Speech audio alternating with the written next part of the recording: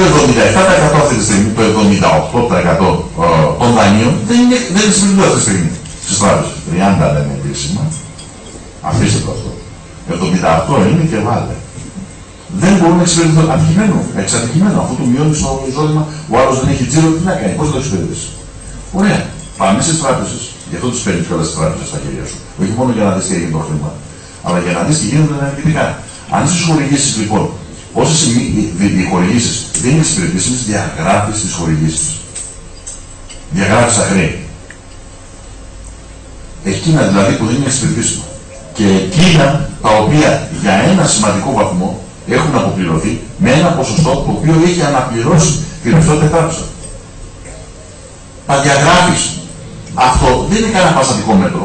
Το έκανε ο Παπαναστασίου το 28. Το έκανε ο Μεταξάς. Το έκανε ο Μαρτιζήνης, πατήρ, έτσι. Το 56, το έκανε και η Χούντα. Και μάλιστα το κάνουν και πολύ πιο χοντρά. Είπανε το εξής, πόσα δάνεια είναι στους ιδιώτες, τόσα, διαγράφω όλα. Όχι στην λογική ποια είναι μη εξυπηρετήσιμα, όλα. Και αυτό είναι κλασικό αντιφυσιακό μέτρο. Αλλά για να το κάνεις, δεν μπορεί να το κάνει μια ιδιωτική τράπεζα. Πρέπει την τράπεζα να την πας στα χέρια σου. Σαν κράτος.